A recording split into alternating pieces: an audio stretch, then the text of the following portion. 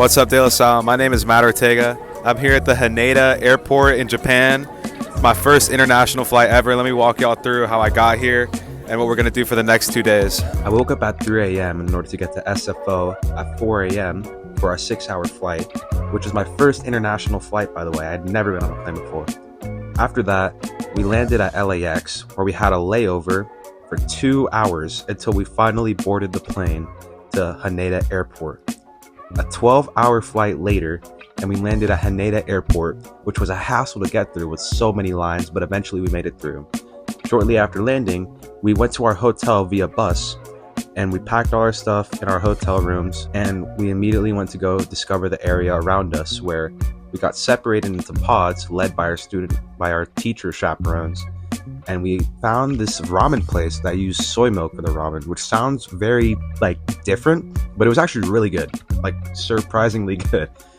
Anyways, after that, we went back to our hotel and got rest for our very, very busy day the next day. Day 1 of Japan was very, very, very, very busy, with almost no time to rest in between activities. We started off with breakfast, where some of our pod went to 7-Eleven just to go check it out again.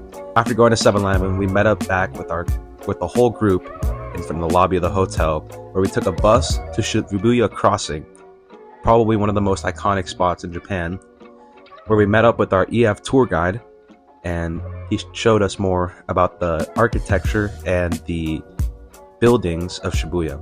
Shortly after leaving the Shibuya Crossing, we took a bus to the Tokyo Sky Tower, where we got to see most of Tokyo, all from one tower. A lot of ear popping and a lot of elevators later, we made it to the food court, where we got separated into our pods again, and to smaller groups within our pods to go figure out what we wanted to go eat.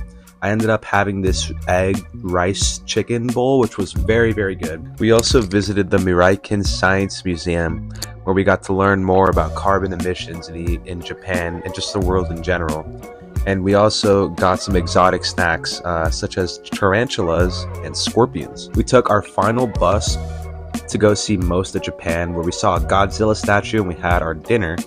Shortly after dinner, we headed back home, and here we are in our hotel room again, waiting to get some rest for the next day tomorrow and day 3.